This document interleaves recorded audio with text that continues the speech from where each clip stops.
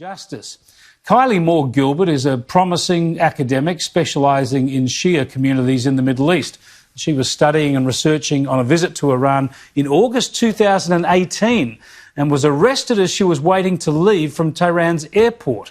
She's been held in jail for 2 years since, accused of being a spy, denied justice and freedom. It seems clear that Moore-Gilbert is being held as a political hostage, not a legitimate suspect, by a regime at odds with the West on a range of issues. It is appalling. And Australia's approach has been one of quiet diplomacy rather than public advocacy so far. But is that the right approach? What pressure can Australia and the rest of the world bring to bear on this case? Let me bring in a man who's been through a similar trauma, 400 days in an Egyptian prison. Peter Grester joins me live from Brisbane. Thanks for joining us, Peter. Can I start off first up, before we get into the diplomacy and the politics? When you think about Kylie Gilbert Moore as a human being, what would you suggest is the most important thing she needs to keep in mind to get through a trauma like this? Chris, the one thing I realised fairly quickly when I was in prison and spent a period in solitary confinement is that the whole point of prison is to mess with your head. It's designed to break you psychologically. And so your first responsibility is to deal with your own psychological health. In a way, that's much more serious than even your physical health, because I think that your body is much more likely to follow if your brain isn't in the right place.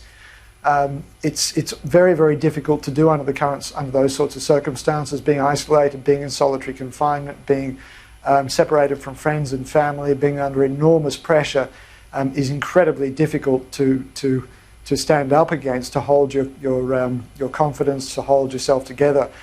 But that's what prison is designed to do, and so the greatest form of resistance is to keep your psychological strength together. Yeah, well, she must be strong. It's been 2 years already. It's a shocking case. It happened very quietly. We didn't even know she was there for a year, and the Australian government, the Australian Department of Foreign Affairs, has been very quiet about this and suggesting that's the way to go.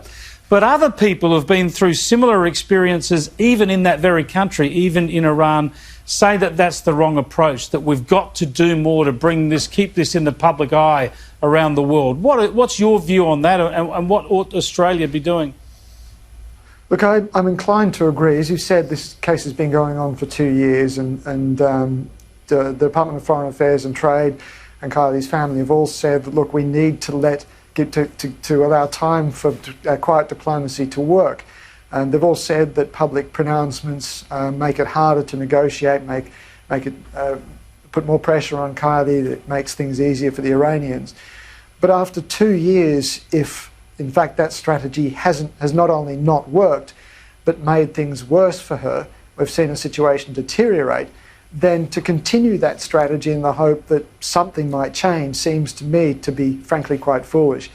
I know that my family got similar advice from DFAT when I was in prison, and for a whole host of reasons, some of which were beyond my family's control, we decided to go public. And I think that if we had followed DFAT's advice, I would still be in prison. Now, I want to be careful about translating our situation over to Iran. While there are a lot of very close parallels and similarities between our cases, Iran is clearly not Egypt, and Kylie's personal circumstances and background and so on are all very different to mine.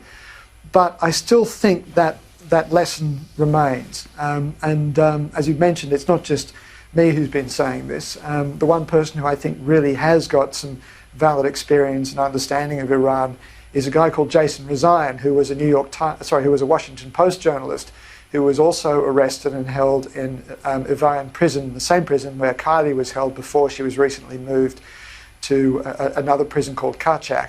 And Jason's view is, as an Iran specialist and someone who's been in prison, his view is that in fact a public campaign is the right way to go, that it can help to sway Iran and help the situation.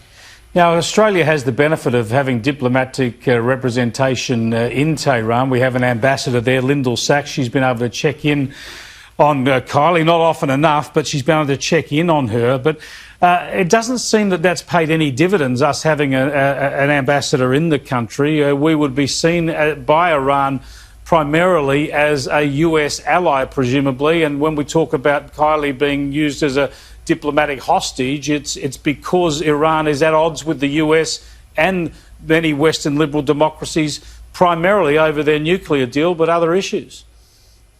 Well, that's right. I mean, one of the things is it's very difficult for us to know exactly what's going on behind the scenes, what negotiations have been taking place, what price the Iranians might be asking for Kylie's release. And bear in mind, too, that Australia's embassy in Iran is, in fact, something that Australia is very keen to hold on to, that Australia won't want to do anything that might jeopardise that diplomatic mission, because it is one of the few Western diplomatic missions in Iran, and it gives us a lot of influence and leverage.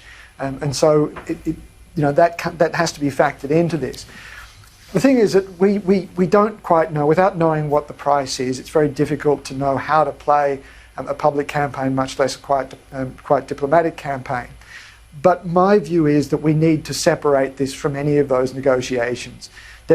We have seen no evidence to substantiate any allegations against Kylie Moore-Gilbert. We've seen nothing to suggest she's anything other than the academic that she claims to be.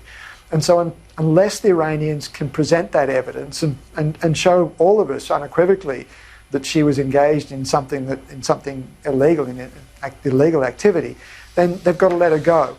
The idea that she could be held as some kind of bargaining chip is frankly outrageous to me. She's an individual. She was held as she was leaving the country. She was trying to study the region, as good academics do, and help us all understand what's going on there, and she doesn't belong behind bars. No, I think you're absolutely right. Raise the profile so the rest of the world, the free world, can see and hear about her story and ask the questions of Iran. Why could she possibly be held there? I think has to be the way forward, as you say, steering away from the political issues.